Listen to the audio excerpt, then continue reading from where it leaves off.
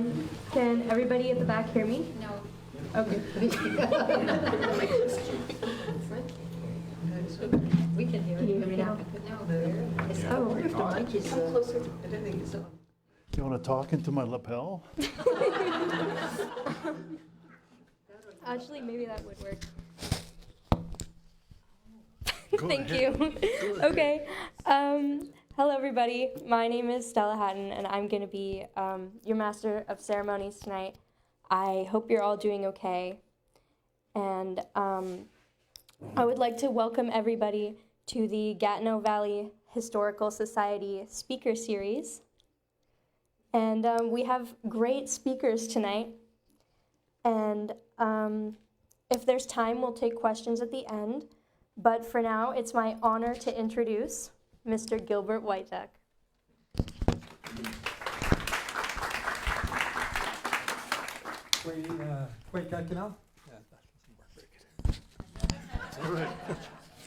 Kwekekana, and good evening to all of you. Thank you for coming out. Really, really good turnout this evening for as part of the speaker series.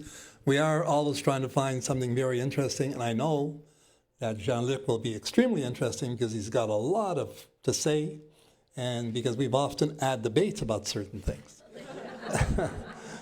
But that being said, this evening's talk is going to be on the ancient cultural landscape in the heart of the capital region. So important to be aware about that.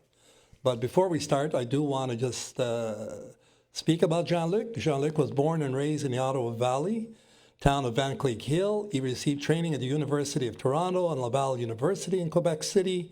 He participated in archaeological research throughout northern Canada, quite a bit, as I understand, in the Ottawa Valley and the Straits of Magellan in southernmost South America, and at Vimy Ridge in northern France. Jean-Luc worked at the Canadian Museum of History for more than 33 years as an archaeologist and curator. He retired from the museum in 2018, but continues to work as art, I believe, and he's continuing to work with the results of his research. He is also an adjunct research professor at Carleton University. I just want to mention also, before I leave the mic, that there are books at the back for sale from the Historical Society, and I guess anyone else who would like to join the Historical Society, please do. It comes to support the work that the Society does. So without ado, I'll call upon Jean-Luc. Which, thank you. So I put Carleton University adjunct professorship, which I am, but it's a lot better than retired. You know, it's a little more impressive, although being retired is impressive. So everybody can hear me well? Good. This presentation is a version of an article that myself and Randy Boswell, some of you may have read Randy Boswell in pages of newspapers at one time. He's now a professor of journalism at Carleton University, and we published this in 2015. And 2 summers ago, my daughter Lena and I decided to make a video version of this. So hopefully some of you have seen the video that is on YouTube, and if you have, you can leave now, because it's just going to be a lot of the same. But I think I'll have the opportunity to elaborate on some of the things that we didn't when we were making that video. And that was a lot of fun. If nothing else, it was a great project for a father and daughter to do and to capture some of that information. So I'm going to look at a cultural landscape that I think more people in this region should be aware of. And it is a cultural landscape that is basically located between the mouth of the Gatineau River and the Chaudière Falls. It took a long time. Now, we published it in 2015, but it's something that goes back to 2002 that we've been thinking about and scratching our heads about and getting a little bit more information accumulated. So this is a little video. I don't know if it's going to play. Do you think it's going to play the audio?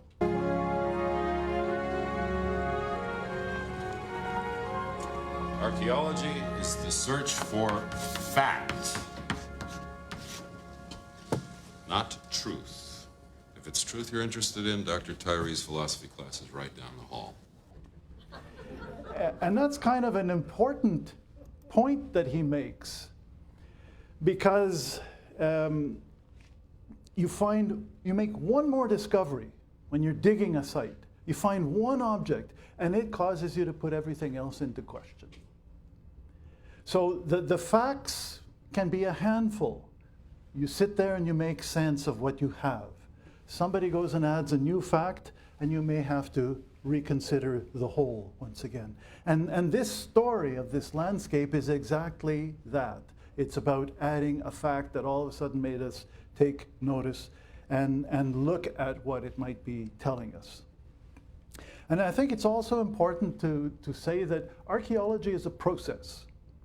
I know it's fun, and you see people doing archaeology, they're in the field, they're excavating archaeological sites. You've had the opportunity, perhaps you get your hands dirty, you find things, that's archaeology. That's the first step in archaeology, well, maybe the second. But there's also the analyses of the materials that you find. There's sending samples off to get dated and identified. There's report writing.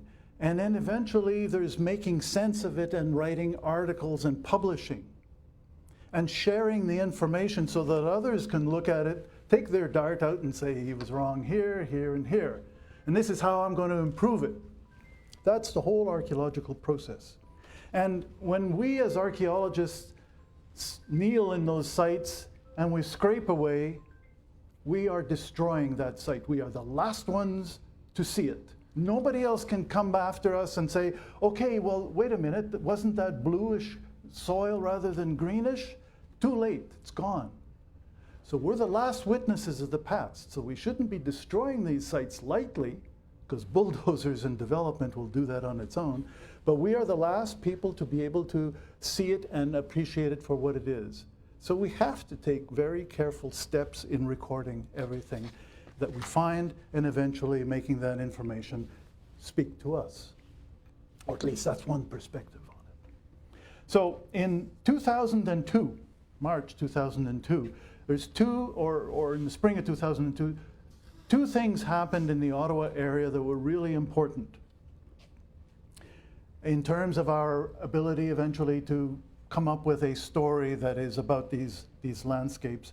One was the work started on the Canadian War Museum, and you can see the excavations that are ongoing. This is especially the one with the snow is the very early stages.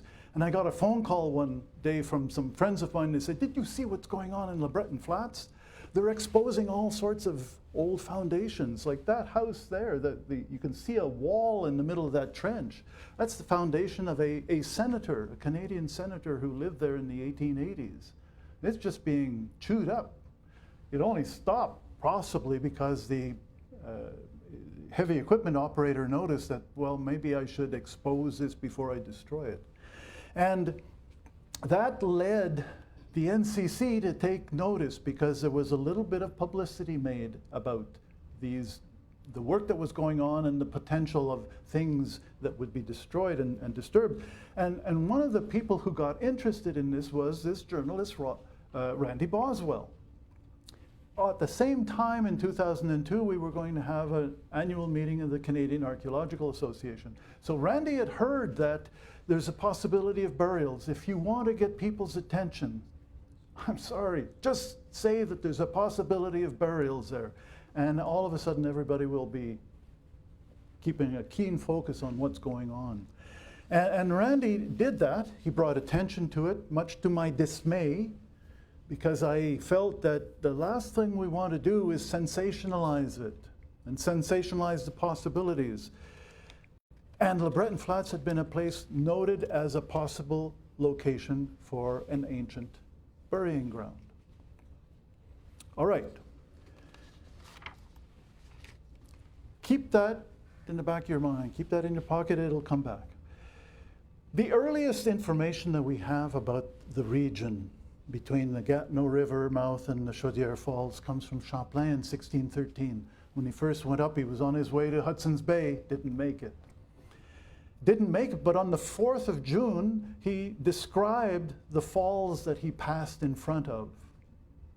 what we know today to be the Rideau Falls. And it's an interesting, I'm going to read part of the quote here. He says, there's an island in the middle of this river, and you can sort of see it there between the two falls, which, like all the land around it, is covered with pines and white cedars.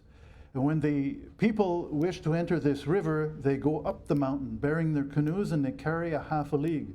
Surrounding region is filled with all sorts of game, so that the people like to make a halt here. Now, it's funny, if you read Champlain's account of going up the Ottawa River, he doesn't describe very many places in detail. This was one of them. Another one would be the Chaudière Falls on his way back. He went as far as Pembroke area that summer. And what's interesting about that is that, well, 1613, Champlain probably did not speak a local indigenous language. So he's being told this. So whoever is with him is aware of the significance of this region. And that's kind of interesting. That means that this is not just a place that he's passing. It is a place with a reputation of being rich in game, and a reputation of having a lot of people travel throughout the region. So that's kind of interesting. Here's another shot of those beautiful falls. And here's another one, and another little tidbit that he told us is that people like to walk behind this. Now, can you imagine walking behind it? I gave a talk once to the Richelieu Club in Ottawa, and there was a priest there who told me that, yeah, when we were kids, we used to walk behind there. So there's this, I wonder what's behind there. Someday, we should go see.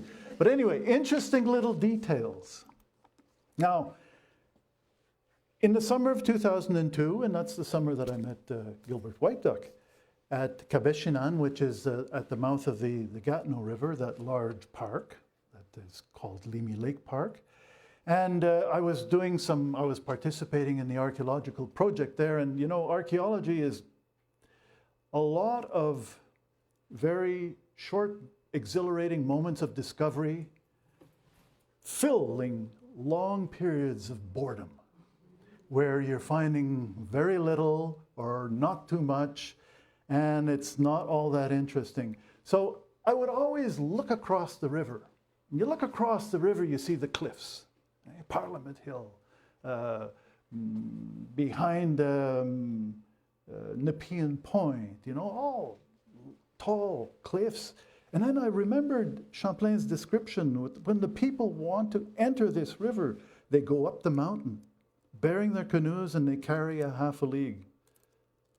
How long's a league? Well, in 1613, there was more than one league. There was a league for people on the oceans, a league for people walking, so there's many leagues, so who knows, who cares? Did he actually measure it, or did he estimate it, or somebody say, well, we went from here to there, and he says, well, that's about a league. Gazing across from Cabeshinan, I noticed a couple places where there weren't that many steep cliffs. So Gilbert and Johnny Chabot and I got in a boat. We went for a promenade. And we found two places where there were actually sand beaches. And there was an access where you could actually get up on top of the plateau without having to climb steep rock faces. So here's one of them. And what you see in the middle there in the water, those are old stumps, pine tree stumps, probably left there because the waters that are kept artificially high by the Carillon Dam chew away at these very low surfaces. And this is one of the trails. Well, look, it's probably been used in recent times. Is it an older trail? Well, if you're a goat, that's about the only place you can easily get up to. So these are probably old landscapes and old places, and we found archaeological sites within both of those. Now, an archaeological site located by the water's edge does not equal a portage, but it's certainly a good argument for the possibility. We'll leave it at that. Recently, one of these portages, if not both of them, have been proposed by the Kitchi Sibi Trail network as an ancient portage. And if it's not, it's at least reminding people that this area would have had such corridors that had been used over a long time. I remember working in the Northwest Territories, and we'd be going along the lake, and all of a sudden, a fellow who was working with me from Arctic Red River would say, "There's a trail there." How do you know? You see a blaze on a tree. These are marked, and people will keep marking them so that they don't lose the trail. And all of a sudden, when you just have your boat properly aligned, there's the trail going off into the bush. So these places would have been used for a very long time and recognized by the people who went there. So these are some of the objects that were found. There's 2 sites represented here. There's actually 3 sites. One of them has a raw material that suggests that it's much older than the others, on the order of 3,000 or 4,000 years. Just by the raw material, it's particular to a certain period, or it's predominantly used in a certain period. But the piece that has the hole drilled in it, it's a piece of slate, and it's probably on the order of 2,500, 3,000 years old. It's a technique and a technology that we can sort of roughly date to that period. And then Monica Maika, who works with Ian at the National Capital Commission, recently shared this map with me, where you've got the Ottawa River going more or less from left to right, and it's the shore of the Rideau River that is going from top to bottom. And there's a place there where it says a carrying place. And it generally corresponds to the location or the area where Gilbert, Johnny, and I identified those sites. And so it reinforces the notion that there would have been, of course, a carrying place between the Rideau and the Ottawa. Okay. Now, this is a view of the mouth of the Gatineau River, which is on the left. There you can see the bridge, and that's Kabeshinan, or Limy Lake Park. It's a beautiful area. In 1899, Gertrude Kenney was with the Women's Canadian Historical Society of Ottawa. They are actually the people who were responsible for founding the Bytown Museum. They're directly responsible for organizing an historical society that gave rise to that. And they had a publication, and I think it was published in 1901, but she signed her article 1899. She says, "Long ere a white man dreamed that there was such rushing waters and vast stretches of hills and valleys waiting to be preyed upon." She used the right word there. "These very places, we are told, were the goal of yearly trading expeditions of Indian tribes who lived thousands of miles apart. All kinds of produce changed owners here at the confluence of the Rideau, Gatineau, and Ottawa rivers. The tobacco of distant Virginia, the pumpkins and squashes and melons of the agricultural Huron, the bark canoes of the more southerly tribes for the warm, beautiful furs of the Algonquins and the tribes still further north. These annual fairs continued for many years after the French had established trading posts along the St. Lawrence." So this place here would have been right in the center of that coalescence of influences from all over. And this is in 1899. And she drove me crazy because she didn't give us any references. So I wanted to look up and see what was she basing these statements on, because those are pretty strong and they're pretty powerful. I don't know.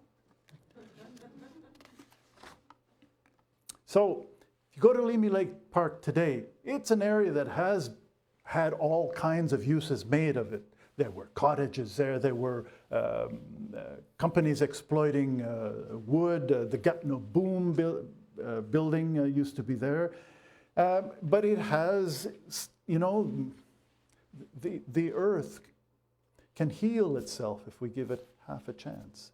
And here we can see how life has come back and has claimed its proper place. And so here are some views of the park. waterways, so you can just imagine the waterfowl that might be going through there seasonally migrating. The small game, I can just imagine the beaver and the muskrat that there must have been through there, and all sorts of other game animals. You can imagine the plant resources for medicines, for materials, and of course, you know, medium-sized and larger mammals such as deer and the like. And if you go to Limy Lake Park, and I encourage you to go there, then look around and look at all that urban sprawl and imagine what it must have been like. And so remember the words of Champlain when he tells you, hey, this was a really good place that people would come here and stop for a while. Okay. So, serendipity, a good friend of science.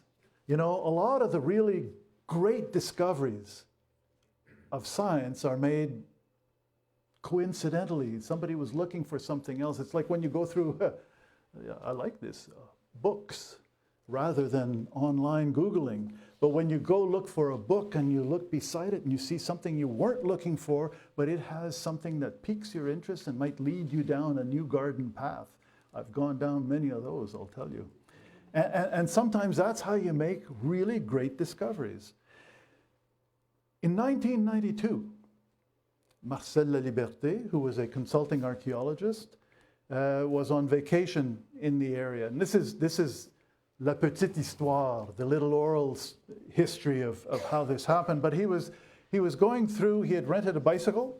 He was going through some of the many trails that go through the park, and he was at the water's edge somewhere, and he stops for a smoke. You know, what do you do when you're smoking? The water's edge, you look down. You always look, if you're an archaeologist, you're doing that naturally. And he started to see bits and pieces of chipped stone, bits and pieces of pottery. And that got him interested, but with the collaboration and the funding of, I think initially it was the Outaouais Historical Society, the city of Gatineau helped out. The community of Kitchi Sibi, one summer or two summers, they kept the project going and funded the research. And so for 10 years, he was active and doing research in the area. And you know, the thing that is really important is that he championed the research. He pushed it. We had little bits and pieces that had been found here and there and, you know, over time, but there was never somebody to say, and we need to come back, and we need to come back, and we need to come back. So that was really important.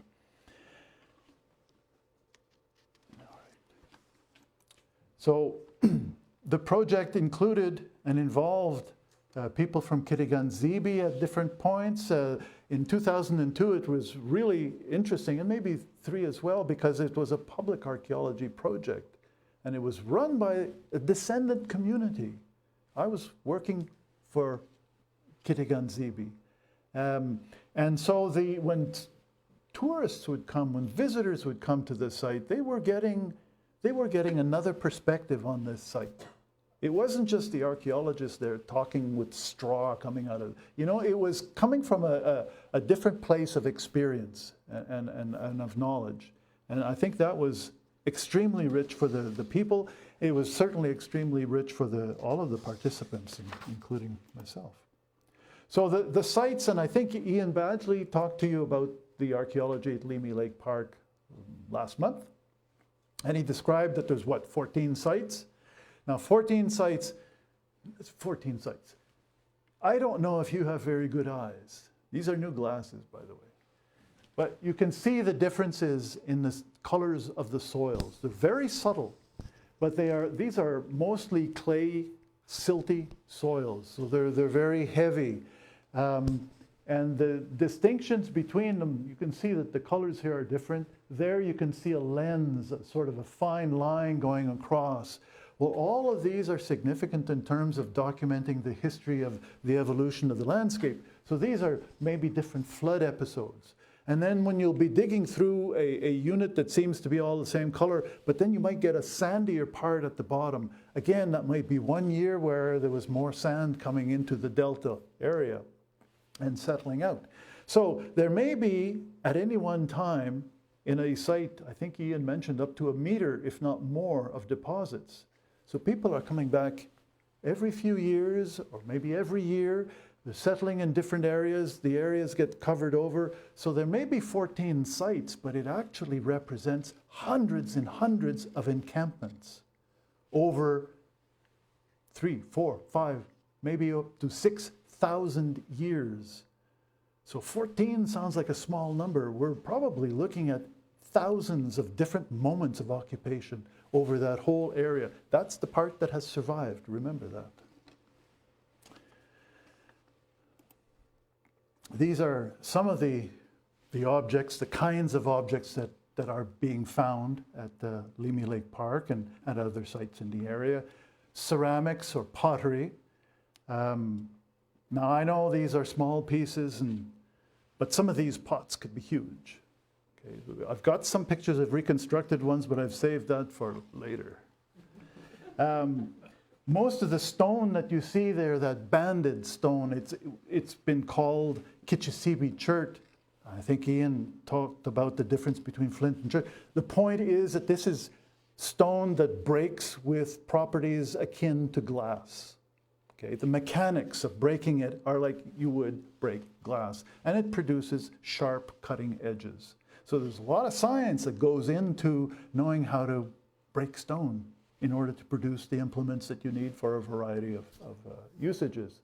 There's some of the stones there, the larger ones that are smoothed, that are probably used as hammerstone. So you don't use another similar piece of stone to break it. You have to have another piece of stone that has different properties that can take a pounding without chipping.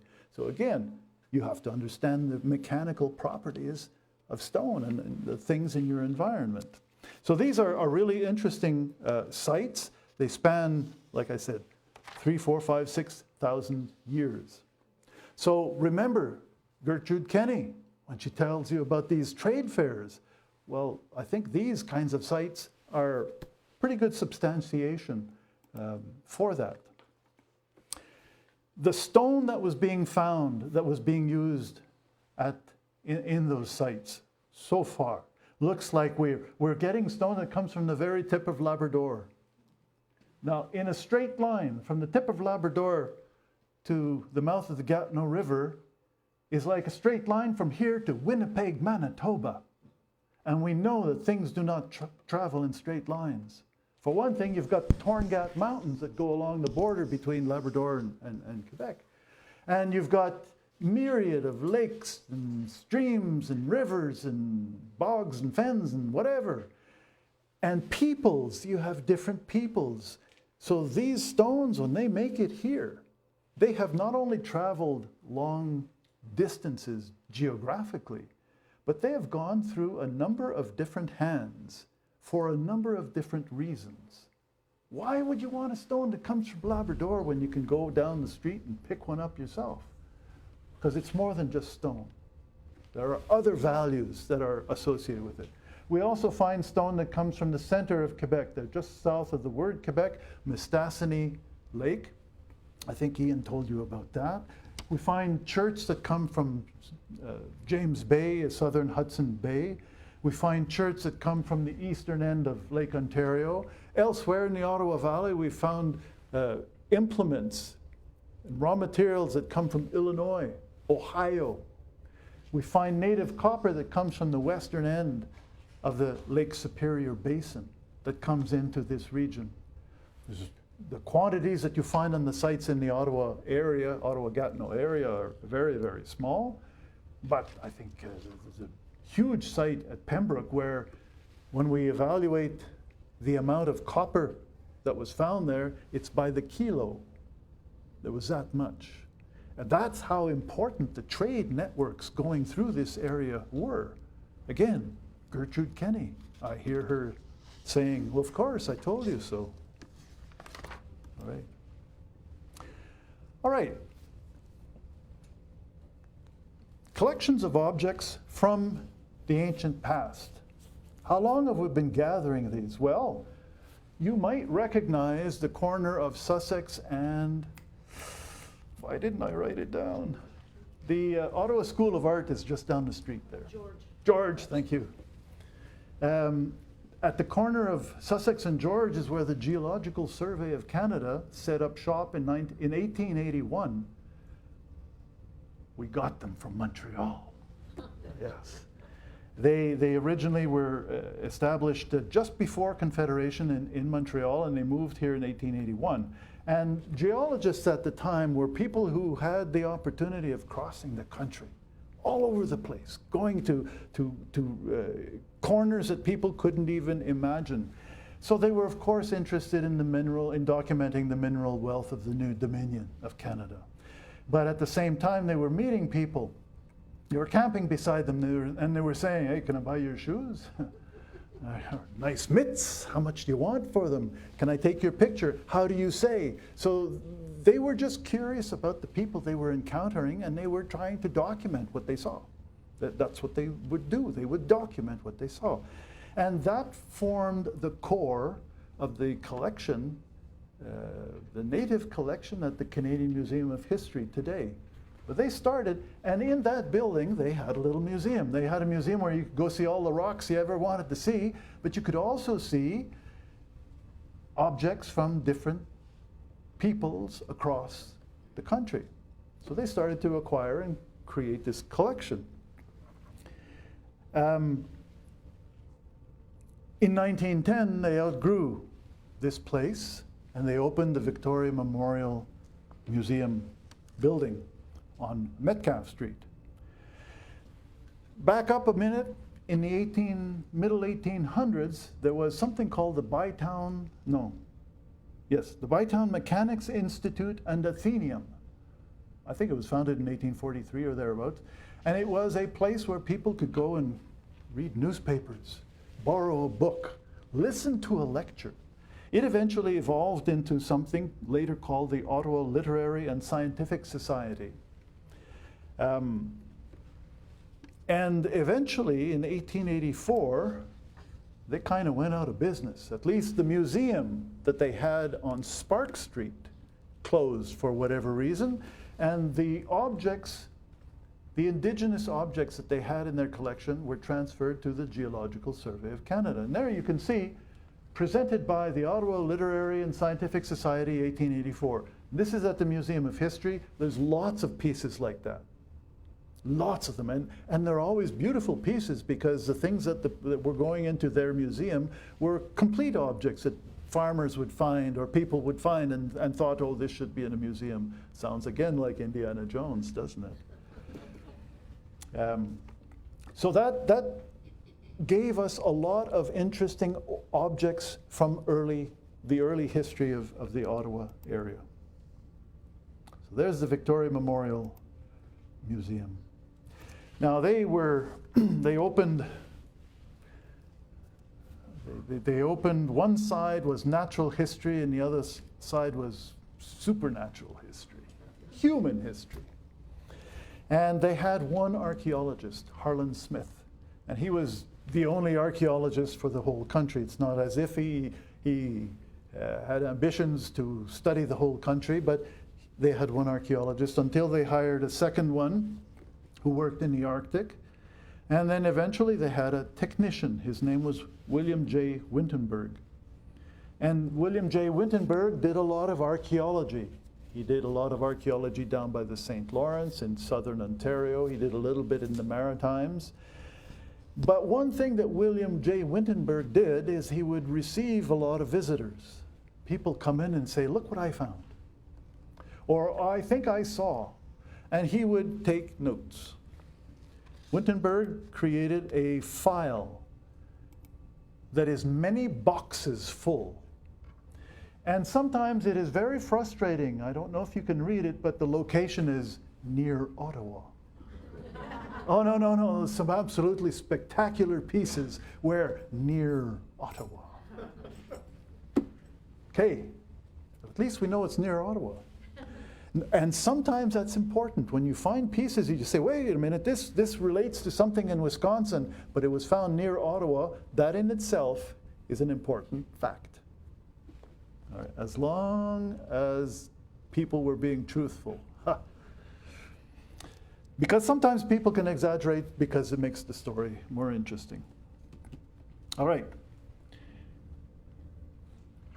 He would sometimes give us more specific information that wound up being really interesting. For example, in 1918, he went for a walk along the Rideau River.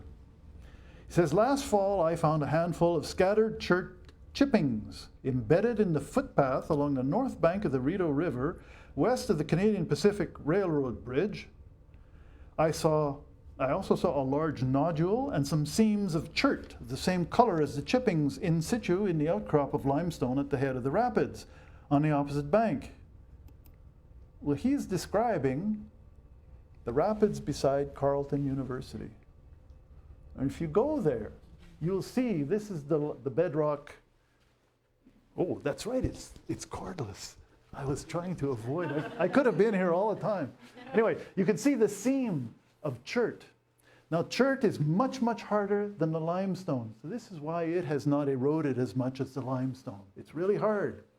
And a long time ago, people found that source and had been using it and exploiting it. This is kind of fun.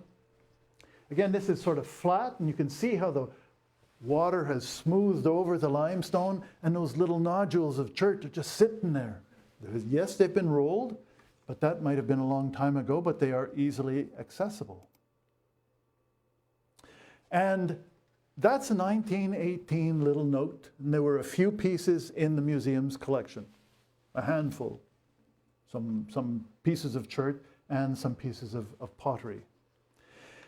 A few years ago, they were doing some work on the old railroad bridge for the O train, and realizing that there was the potential, based on Wintenberg's notes, that there was an archaeological site there. They took steps, the NCC took steps to mitigate and protect it.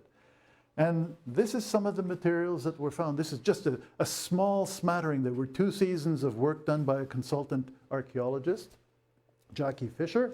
You might recognize this lovely white material called Mistassini quartzite. This here might be Hudson's Bay lowland chert. There's probably some Onondaga chert that comes from the west end of Lake Ontario. They're all distinctive kinds of raw materials, but again, they're telling us about these extensive continental scale trade networks funneling through this region. And there's some of the pieces of ceramic, some ground stone at the top. And so all of that is thanks to Wintenberg, William J. Wintenberg, 1918. And because of that work that was done in, I think it was 2010 and 2011 for the O train, several years later, there was a field school done. The NCC, you can see Ian in the center there, and Pierre Desrosiers from the Museum of History ran a field school there with students and young people from Kitchi Sibi and Pikwakanagan. And they have continued year after year. They are the group called the Anishinaabe Ojibwakan. And they are working on developing proficiencies and understandings of these archaeological sites, which is their heritage. All right. So far, objects and site leads, that were developed over the years, that's fine. But what about actual sites? The first archaeological site documented in the Ottawa-Gatineau area, formally documented, a one-page article, was by this fellow, Dr. Edward Van Cortlandt. He was a medical doctor, very early pioneer of Bytown. He was the doctor for the British engineers, the garrison on Barracks Hill, where Parliament Hill is today. He's a very colorful guy. He once got a speeding ticket crossing a bridge between Ottawa and Hull in a horse and buggy. So you can just imagine. There are a lot of great stories about him. But in 1843, they are building a bridge across the Ottawa River, where right in front of the falls. And they needed sand to make mortar. And in the place where they were getting the sand, they started to find human remains. Now, Dr. Van Cortlandt was also associated with the Bytown Mechanics Institute and Atheneum. He was a curator of the museum there. So he had a great interest in ancient history, ancient human history, ancient natural history. He gave one of the first talks to the Nature Society in the 1860s, I believe, on some plant, I don't know. He wrote a paper that described some of the rock formations that he wanted or recommended, strongly recommended be used to build the Parliament buildings. There's a specimen of a mole at the Smithsonian Institution in Washington that was given to them by him. So he was, again, one of these Renaissance people interested in a broad array of things. So he found a burial place in 1843, and he described it 10 years later, in 1853, in a one-page publication. And that was the first description of an archaeological site. And unfortunately, he says, he didn't tell us on which side of the river the site was. He sort of described the lay of the land, but he didn't, it's about 3/4 of a mile below the falls, place where the limestone feathers out into the water and it's capped by sand. Which side of the river, he never said. And that's frustrating. Maybe it was wise. Sorry? Maybe it was wise. Perhaps. I don't know if he was that sly. But who knows? I don't know the reasons why. This, just to show you, was the arch that was being built that required that sand. This is another view of it. It's the Union Suspension Bridge. So they were going, I can't tell you right now, I'll tell you later. Okay. So, how did we come to think that it was in Ottawa? Remember Brandy Boswell? Le Breton Flats, the burial? This is the burial that he was concerned about. Well, Edwin Souter, Thomas Walter Edwin Souter, was from Elmer. He was, I think, a clerk with the Geological Survey or the Topographical Survey. But he was very keenly interested in things old. There is a little bivalve, a fossil called Sauteria canadensis. He found it in a ditch in front of his house. And he was friends with a geologist, Henri-Marc Ami, and Ami recognized that it was unique, and eventually it was named after Souter. But he was also interested in ancient human history. He wrote in 1909 an article. He published a half a dozen articles. He said, "The residents of the capital will be surprised to learn that the Huron Feast of the Dead, similar to the one already described, was once held in Ottawa, on a spot that now occupies the northwest angle formed by the intersection of Bay and Wellington Streets." That puts you sort of near Le Breton Flats. "This is no fiction, but a fact, supported by the most trustworthy evidence. The proof is contained in an article in the Canadian journal La by the late Dr. Edward Van Cortlandt, who describes an Indian burying ground and its contents discovered at Bytown in 1843. So, if ever you wanted anyone to tell you where it was, he was doing it. Now, keep in mind that Van Cortlandt died in 1875 and Souter was born in 1860. So who told him it was in Ottawa? Because Van Cortlandt's article didn't tell you where it was. Anyway, he might have jumped to conclusions. Now this is I think it's a drawing from the 1840s, Wellington Street, the western end of it. That double-storied house might be Van Cortlandt's. That will become interesting because in 1852, there were some human remains discovered in a crevice at the edge of the embankment there by some workers. And it's just across the street from where Van Cortlandt's house was. Is there a connection?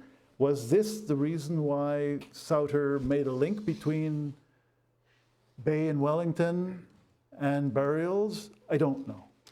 We can always think that it might have. And that's what it looks like today. It has changed a little bit. Now, tenacity is a critical quality for a scholar. Bullheadedness might be another way of describing it. Going back to Randy Boswell, in 2002, when he was trying to make people aware of the possibility that the Breton Flats had human burials and that we should be concerned about it, and I tried to sort of tone things down. I even published something where I said, look, he found an 1843 account of the discovery of burials, but it wasn't signed. And the description of what had been found didn't quite correspond to what the good doctor had told us. So I published a little article in 2003 saying, you got to be careful. You've got to be careful. If it's unsigned and it's in the newspaper and you've got an editor who just wants to make splashy headlines, you have to be suspicious of this. You have to be very critical. So I sort of set it aside. I've come to eat crow over that one, but that's okay. So he found this shortly thereafter in 1843, and he kept looking. He kept looking.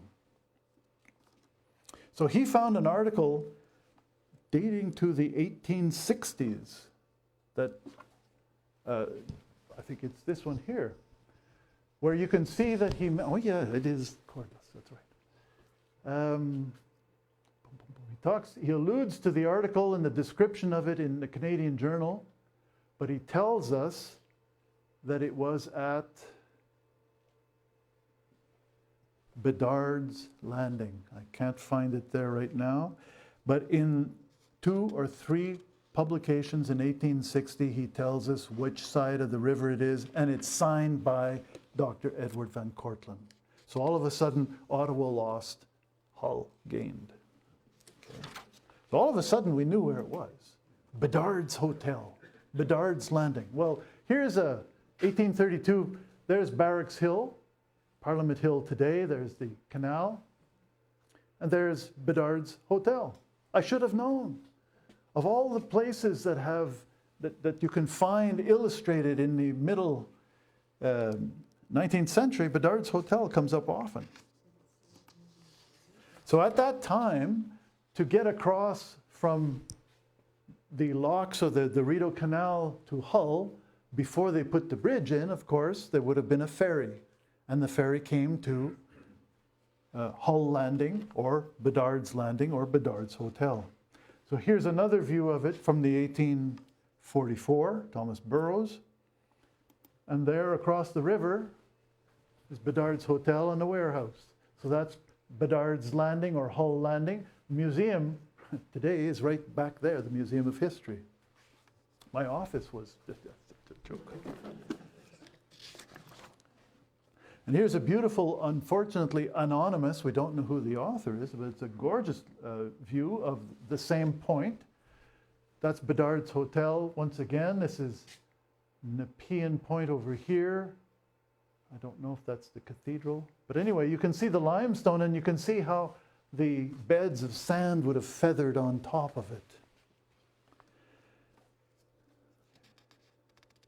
So once he found that clue, that caused me to sort of step back and say, wait a minute, what are all these pieces doing together?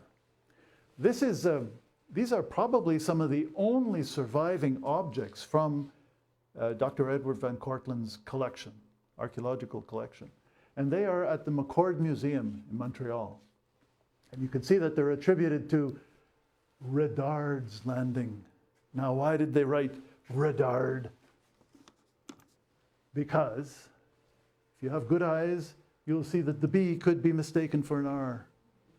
And it says Bedard Landing, Hull, 1866. So we know he was there in 1843. We know from a different author that he was there in 1860. And we know from this that he was there in 1866. So he went back there several times. So I told you at the very beginning, no, Indiana Jones at the very beginning wanted to tell you that archaeology is about facts, not truth. Well, we added one fact. We put that site on the other side of the river. And that changed, I think, our truth, or at least we thought we should have another look at what it might have meant. This is an interesting painting. It's a watercolor. It's currently to be found over here. This is Nepean Point, so the National Gallery of Canada, this is part of its collection. And it was done by Lieutenant Henry Pooley. He was an engineer. And this is the year 1833, just after they completed the building of the Rideau Canal.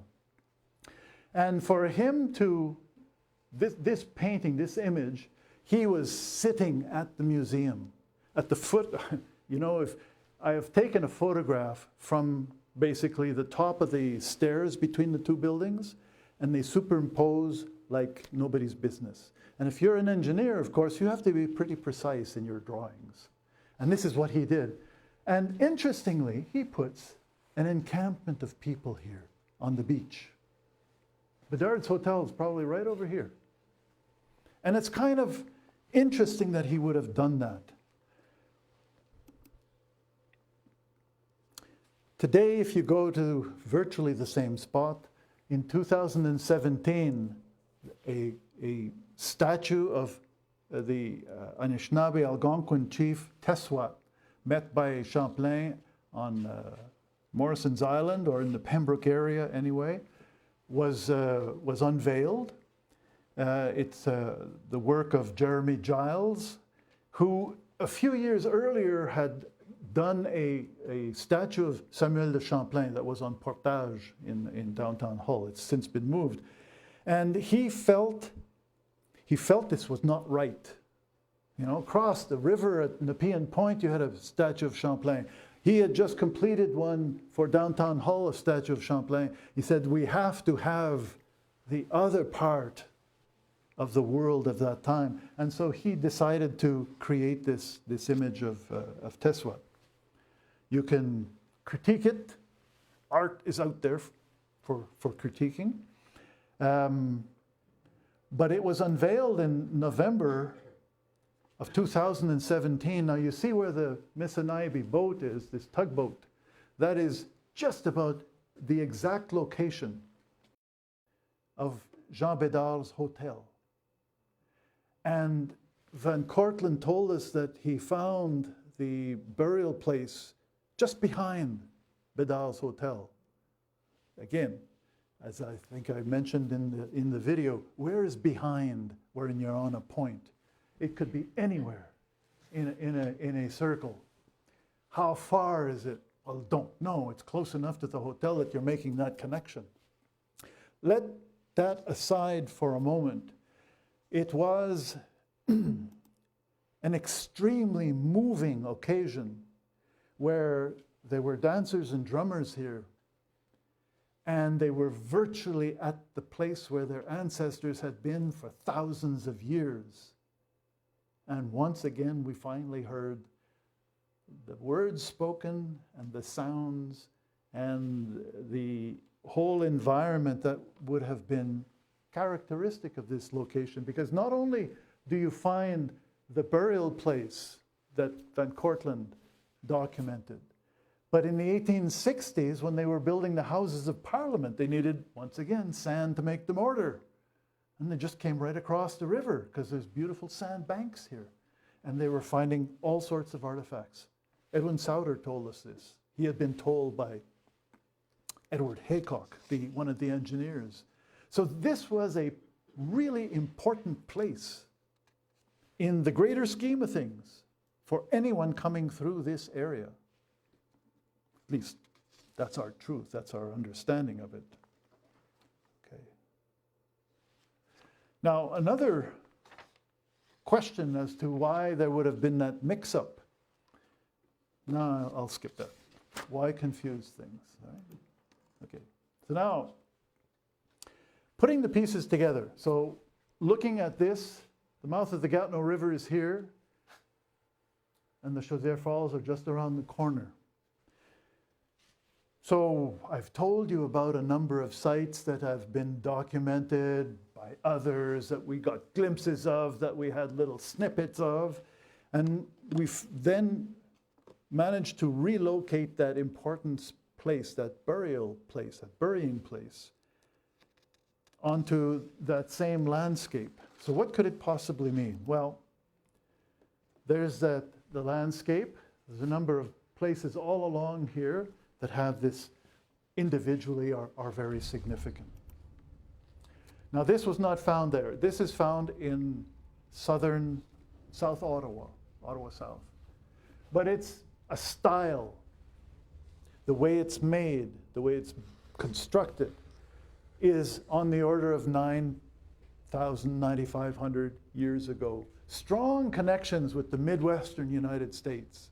This is one evidence of some of the earliest peoples to come into this area as far as archaeology can tell, okay, or as far as we've ever been able to find. And this was found not by an archaeologist following his educated nose. It was found by a farmer plowing his field in 1917. And he found it curious enough to pick it up and keep it. And his grandchildren brought it to the museum in 1997. But it's enough to tell us that the area was one, accessible, interesting, and people came from afar, as long ago as 9,000 years ago. Place Abinan, the mouth of the Gatineau River, Point Gatineau, right there. In 2014, there was Hydro-Quebec wanted to do some work on one of their small properties. I don't know if that had to do with a transformer or whatever. And they had archaeologists come in to do some little test excavation just to see, is there anything there?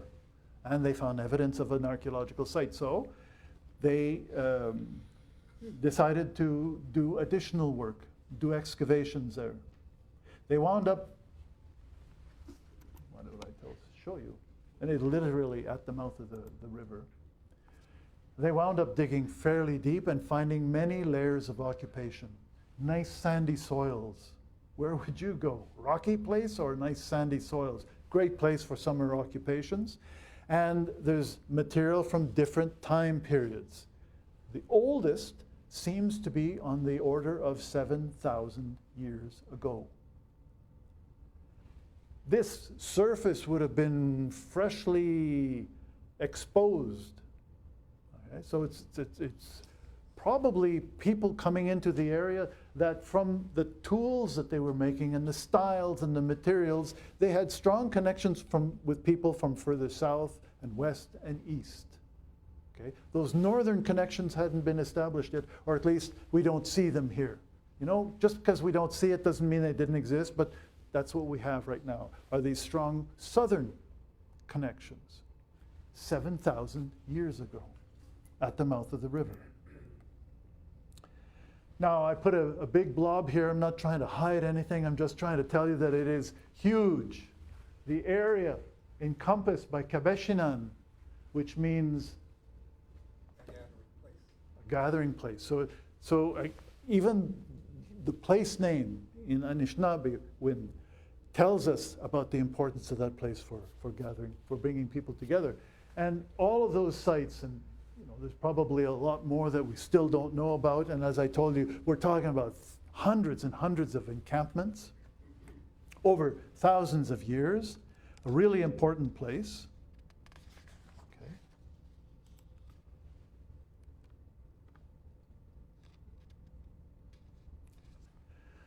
The portages that go around the Rideau Falls that allow people to go up and down the Rideau Falls are located in these general areas.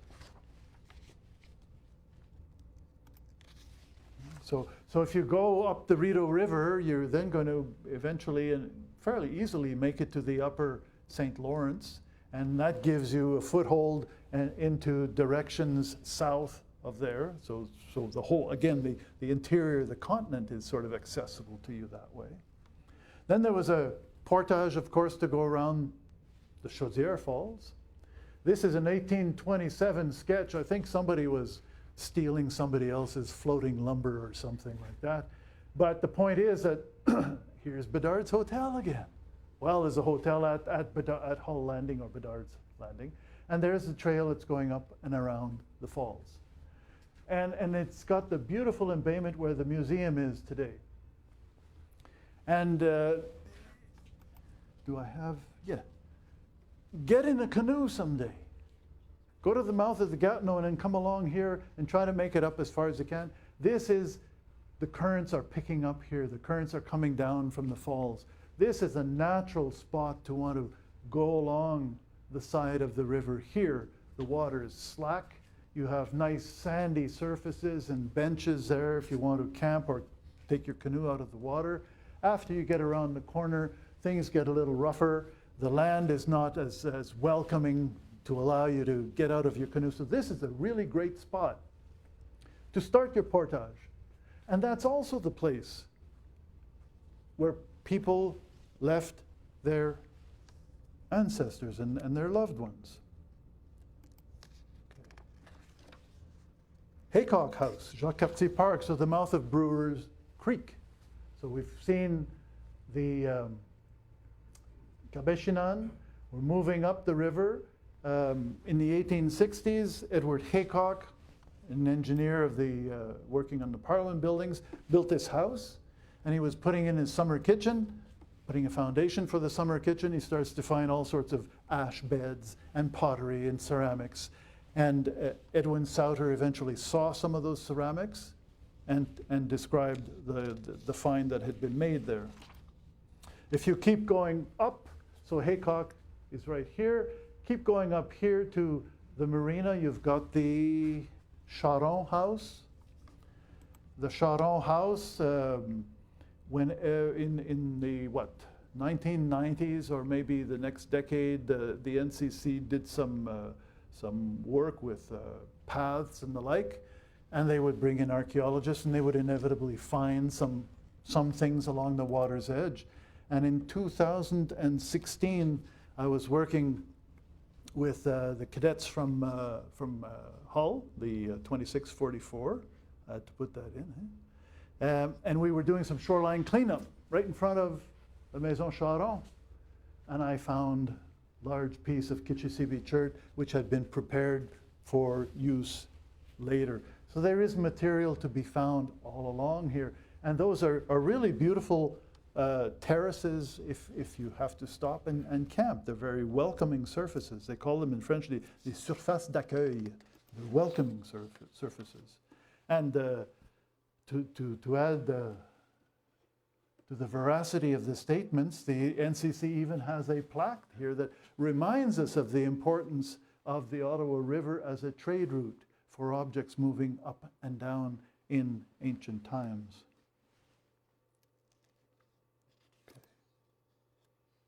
And then, of course, Bedard's Hotel, Bedard's Landing, Hull Landing, all the same place. Van Cortlandt told us about it.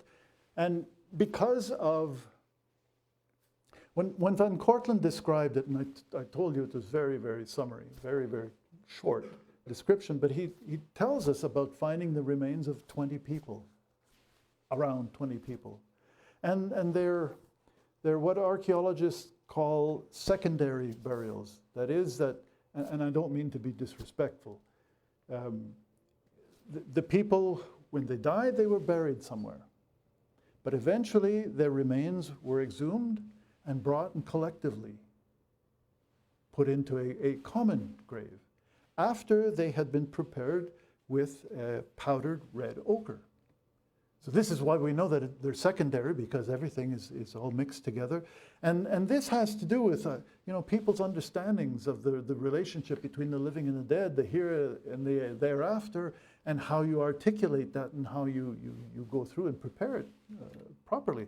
And that is a style, a way of treating human remains in the Ottawa Valley that we know is over 4,200 years old. So that seems to be what Van Cortlandt described in 1843. But we know that there was another burial, a primary burial, so somebody who had died and been placed in a grave, and he described that. Later in 1860, somebody who was accompanying the good doctor talked about these little mounds that they had found, so individual grave mounds. And they spoke of cremations. Now, all of these different types, these different ways of treating with the remains of their ancestors reflect, this is our interpretation, reflect different times and different understandings that people had. And it also shows you the dynamic nature of the culture of dealing with the dead. And this is why we think that this place, just behind the hotel at Bedard's Landing, had been used for thousands of years. Now, it wasn't secreted away. It was close by the water's edge. And that's kind of, I think, meaningful. It was placed at a place where people would stop and start the portage. So it's no coincidence that they were at we believe, that they put those remains and that burying place at a place that was accessible, at a place where people would be coming by when they're going up or going down the river. Inevitably, you will be passing by. So perhaps you could do what needed to be done in order to respect the people who were there.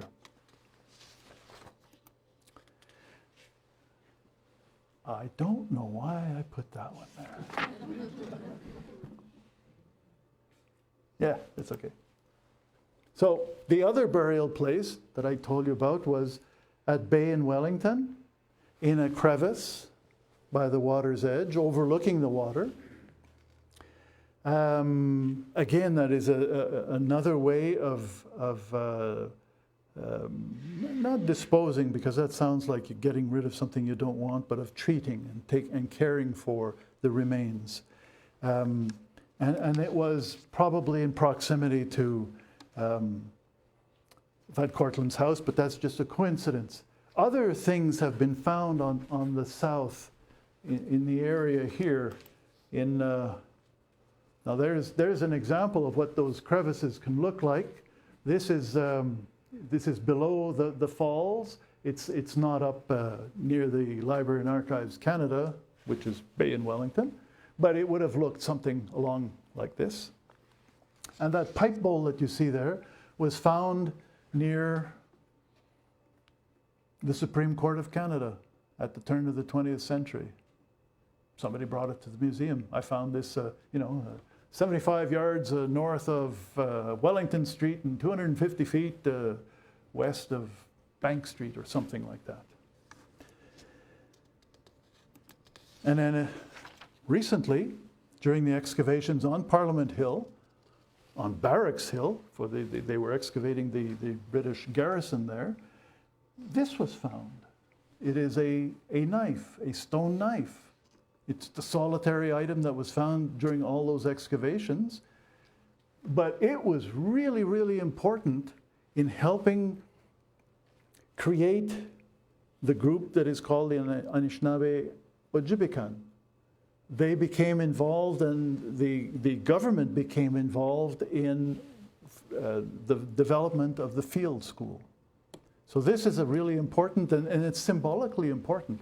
At the seat of government, before that, there were the Anishinaabe Algonquin and their ancestors. Also on Parliament Hill, found maybe 20, 30 years ago or longer, was a ceramic sherd, a little shell bead in different places. So they are not many, but they are enough to tell you that it's not just a one of. People did go there for different reasons. We don't know what they are. So we put it all together. Now, of course, there's the Chaudière Falls. And the Chaudière Falls were first described in 1613 when Champlain met Tesswat up near Pembroke, and Tesswat convinced him that he wasn't going to go any further.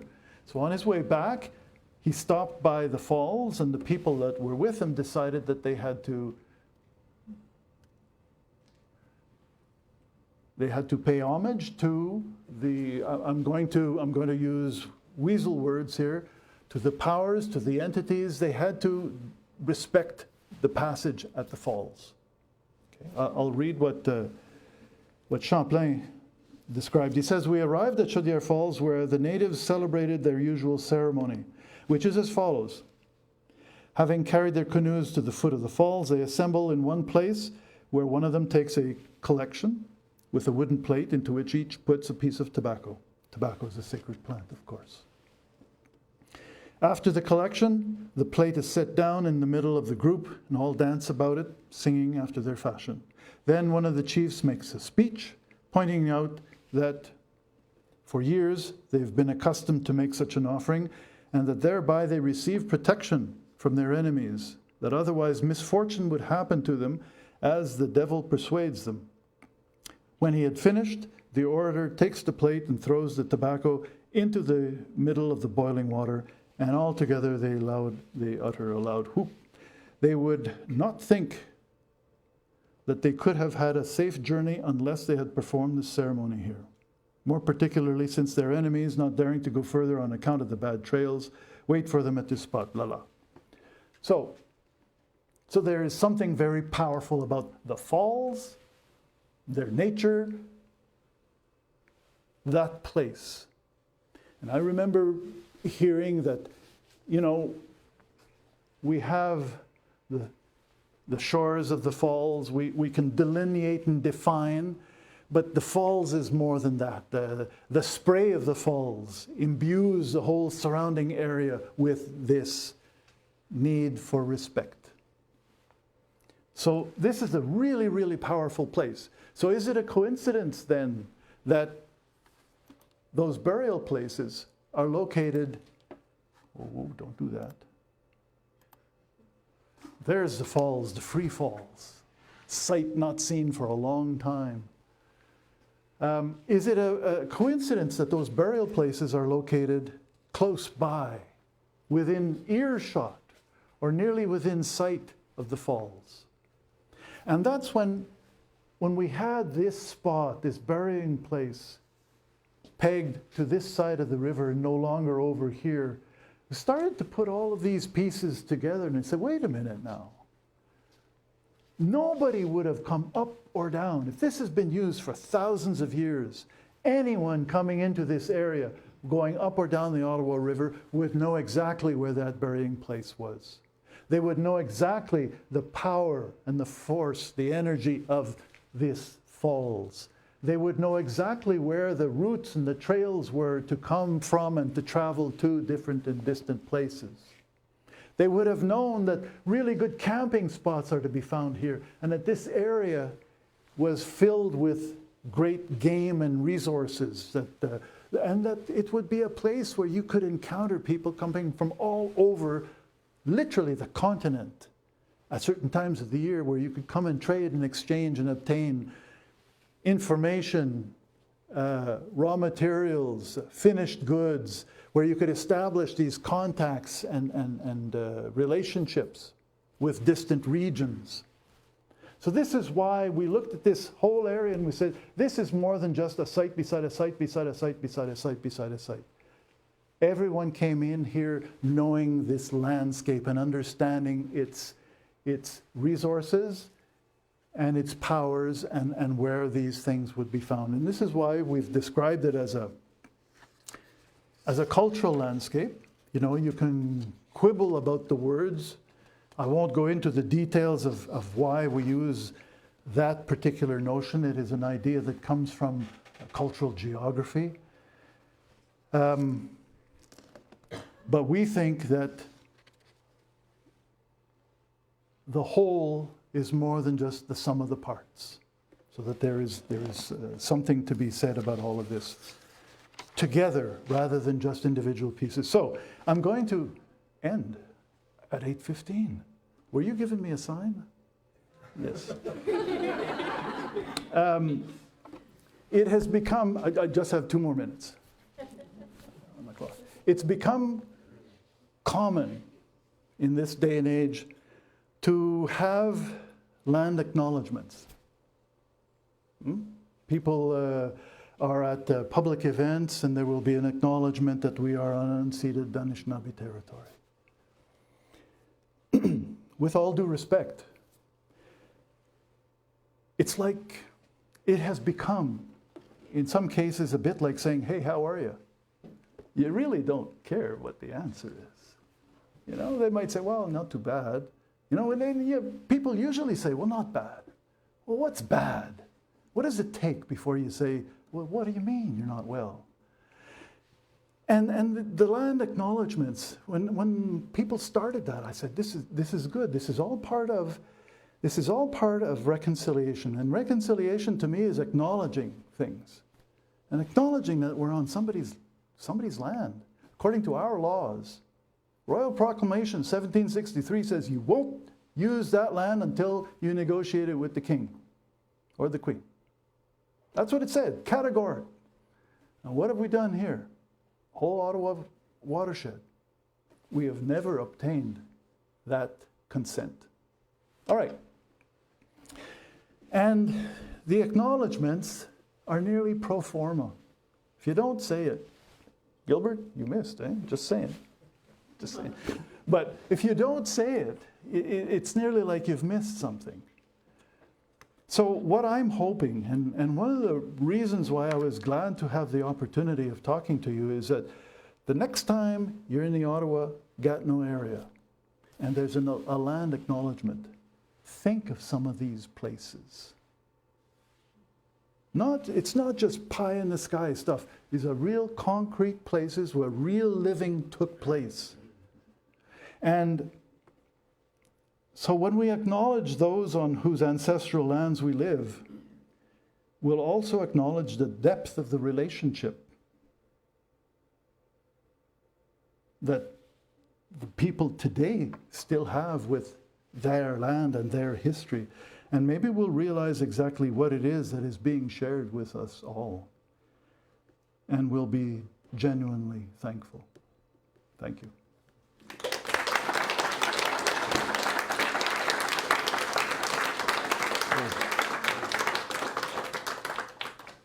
So you want to see more? No. I do if you want to see some later. But for now, maybe we'll have some questions if there are some curious. I just wanted to know, was there like a sedentary population also there? Okay. That's always an interesting question. And often the answer that we get is that, no, we were nomadic or people were nomadic. Now, I live in Aylmer, in Witchwood, near the river. But I used to work in downtown Hull. I would bank at RBC on Main Street. So you see what I'm doing, eh? I've got a circuit. My parents would live in Vanklekill, so every now and then I'd go in Vanklekill. All right, to me, when I look at the ancient history and what archaeology tells us, it tells us that people were probably in this area seasonally, that there are some resources that are plentiful at different times of the year. Other times of the year, you'll go somewhere else because different resources become available. So it's all part of a strategy of using the land. Now, that means that people are moving, and they're not always necessarily going to the same place because for different reasons. You know, if you go to a stream and the fish aren't there, well, you go to the other stream, right? So you're very adaptive, but it's all based on an intimate knowledge of the landscape.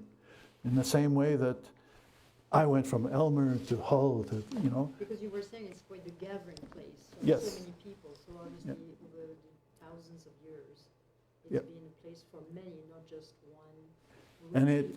And it seems from the evidence, the archaeological evidence, that it's seasonal, that it's summertime, warm season.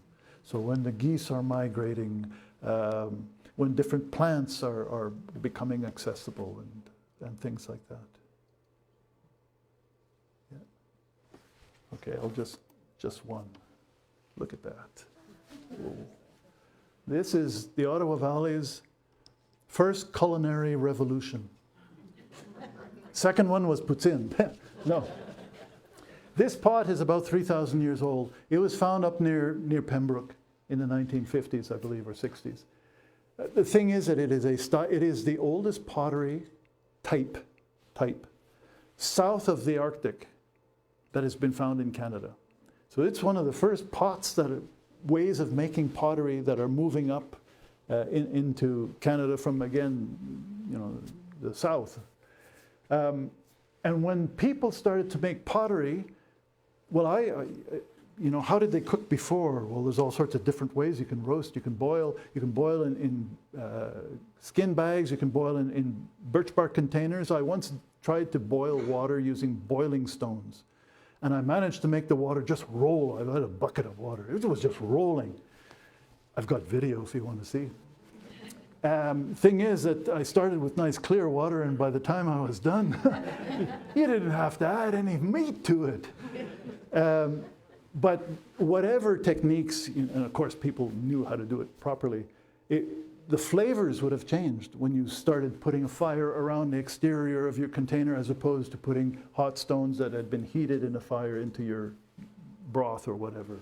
So from that point on, food tasted different. That's kind of interesting. So you start with this, and you really want that. And this was found at Constance Bay. And it is this tall, 2,500 years ago. So the fellow who found this managed to reconstruct most of the top and most of the bottom, but he didn't have a sherd that actually put them together. So initially it had a bit of a curved spine, but it's been fixed up and touched up. Yes, sir. We're so used to the St. Lawrence and the 401 as being the main route west, but I recently understood that going along the Ottawa River and going west is shorter than that by hundreds of kilometers. Sure. So does that? I mean, the Ottawa River was one of the main routes.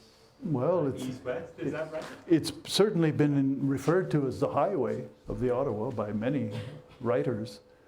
Absolutely. You know, we find stone that's coming down from the Hudson Bay lowlands. Certainly, when you swing up by Mattawa, you're into the sort of upper Great Lakes if you keep going. And then go down to the St. Lawrence. You can go via the Rideau as much as you can go via the Ottawa.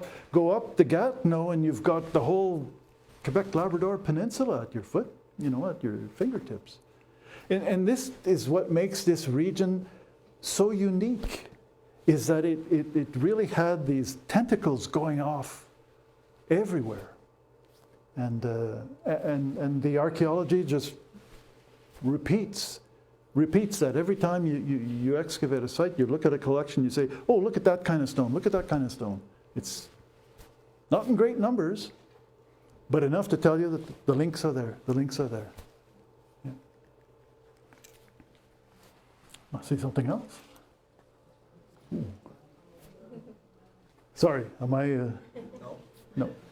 So this pot was found by James Lusk. I think Ian showed it a few weeks ago. And there were two pots found on James Lusk's farm. And they were found complete and whole. And one of the pots, Souter tells us that it eroded out of a little creek in the spring. But the other pot, from the description in the catalogue, because this eventually went to the Geological Survey of Canada when they were on Sussex, that he found it in a little rock shelter.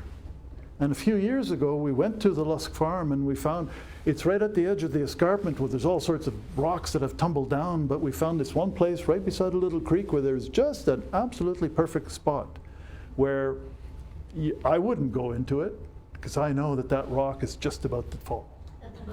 However, you could easily see somebody tucking a pot away saying, okay, I'll come back, and they just never came back. And it was found complete, and there were 3 complete pots. Here's another one. It's also from James Lusk's farm. Yes, sir? Anything inside? Sorry? Anything inside the pots? Not by the time I looked. But there could have been. And sometimes these pots are really interesting because if they've been used for a long time, cooking residues will accumulate and eventually become carbonized. And sometimes you can analyze those residues and you can find out what's been cooked, or at least, the accumulation of materials that have been cooked. And that's where one pot, and I think, again, it was found by divers just off of Kingston, on the St. Lawrence near Kingston. Forget where, doesn't matter, at a great depth. So they're down in there in the dark, just looking for bottles, and they found a few pots. And one pot we had, several pots we analyzed the residues, but one of them had caffeine. And I'm saying to myself, oh sure, he dropped his coffee. That's cool. Except, caffeine is found in 2 plants, naturally, on the American continent. One is cacao, comes from the Yucatan Peninsula. It's not impossible that you could have had trade networks going all the way down there, but another one is Ilex vomitoria. Ilex vomitoria was used in the Gulf states, the Gulf state coast. Those states, it's an ivy. It's a plant that when the leaves were brewed into a tea, it would be a purgative. It would purge you. It would prepare you, ritually prepare you for participation in ceremony. Is that possibly what found its way to the St. Lawrence near Kingston? But residues can tell you, but unfortunately, by the time anyone interested in residue analysis came along, the harm had been done. Yes. Any other questions? Yes. What projects are you most excited about? You mean? Like, what archaeological projects are you excited about that you're working on now? Well, being retired, right now I'm working on Hudson's Bay Company records from Fort Severn, which is a little community on the Hudson Bay, where I did my PhD work years ago. And it's a question of being able to come back and having the time and to indulge myself in something I couldn't when I was a student. And so that's what I'm working on. But in terms of the Ottawa Valley, when I was a kid growing up in Van Cleekillen, I wondered, who used to live here? How did they live? Who were they? What did they do? And I could not find a reasonable answer to that. And when I was facing retirement, I told myself, okay, now I will have the opportunity and the time to be able to work on writing something that would speak to a large population, a large group of people, and let them know what the history of this land where they live in was. So I'm, slowly wrapping things up, and at one point, that's my next big project. 1 minute. Who would like to ask the last question? I'm just wondering, like, the accumulation of all of this work, does this help lend any credence to the Free the Falls movement and trying to establish some sort of Indigenous center? Well, I will go back to my second slide. Archaeology is about facts, not truth.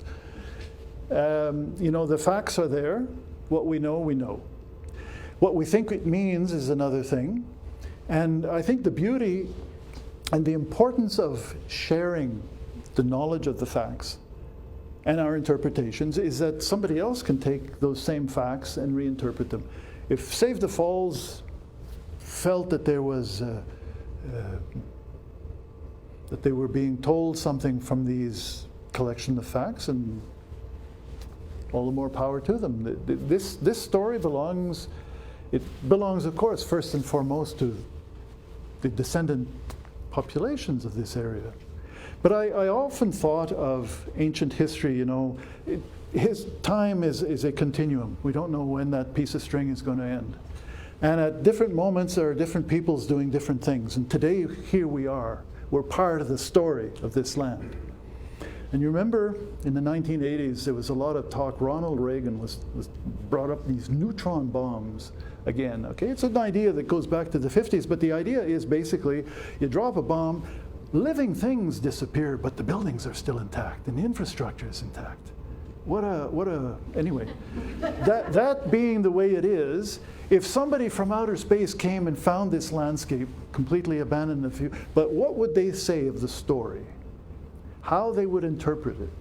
What would they say of our place in it and how we looked after or not of that story? I don't know. Anyway, the facts are there. They are there for everyone to appreciate, understand, contemplate, and interpret.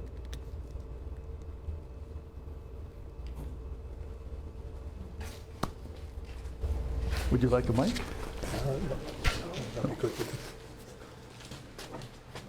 Well, I just want to take this moment as we're closing that on behalf of the Historical Society and on your behalf to give what I think is an important gift to Jean-Luc this evening for having come out, and that's a wasabi syrup that comes from the land, from our territory, from the Anishinaabe people. So, thank you very much. Well, I think, my gosh. It was a wonderful presentation, very informative. Thank you. Merci beaucoup. Miigwech. Miigwech. So thank you everyone for coming out, and there is another talk coming up next month. It's going to be held in Gracefield, but you can watch it. We're going to be live streaming it again on another topic, and in this case it's going to be about Tezawat that you saw tonight, some of that story and what it means to the Anishinaabe people. So hopefully you'll be listening in or coming out to Gracefield. Miigwech.